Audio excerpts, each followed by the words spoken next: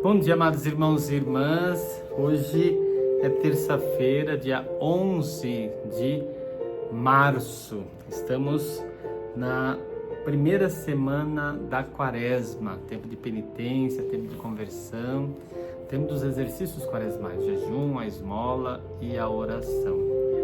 E o evangelho de hoje é o evangelho de Mateus, capítulo 6, versículos de 7 a 15. Naquele tempo disse Jesus aos seus discípulos: quando orardes, não useis muitas palavras como fazem os pagãos. Eles pensam que serão ouvidos por força das muitas palavras. Não sejais como eles, pois vosso Pai sabe do que precisais muito antes que vós o peçais. Vós deveis rezar assim: Pai nosso que estais nos céus, santificado seja o teu nome. Venha o teu reino, seja feita a tua vontade, assim na terra como nos céus. O pão nosso de cada dia dá-nos hoje. Perdoa as nossas ofensas, assim como nós perdoamos a quem nos tem ofendido. E não nos deixes cair em tentação, mas livra-nos do mal. De fato, se vós perdoardes aos homens as faltas que eles cometeram, vosso Pai que está nos céus também vos perdoará. Mas se vós não perdoardes aos homens, vosso Pai também não perdoará as faltas que vós cometestes. Palavra da salvação. Glória a vós, Senhor. Amados irmãos e irmãs, o evangelho de hoje, mais uma vez, vai falar também sobre a oração. E a oração, que sempre a gente deve lembrar que é um termo composto, oração e ação.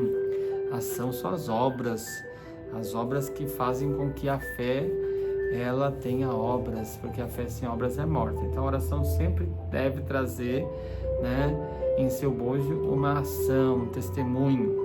E aqui a oração do Pai Nosso, que é uma oração extremamente comprometedora. Nós nos comprometemos com Deus.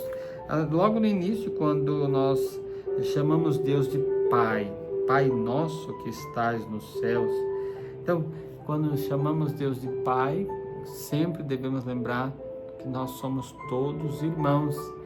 Não podemos chamar Deus de Pai sem nos irmanarmos, sem manifestarmos o amor mútuo entre nós. Então, o Pai é Pai de todos nós, mas nós somos todos irmãos. Santificado seja o teu nome, podemos santificar o nome do Senhor com as nossas atitudes, com o nosso testemunho. Venha o teu reino, o reino de paz, justiça, solidariedade, bondade, amor, nesse mundo tão dividido, tão caótico e tão cheio de ódio. Então nós não só pedimos o reino, mas nos comprometemos com esse reino de amor, esse reino de justiça e paz. Seja feita a tua vontade, ou seja, a vontade de Deus.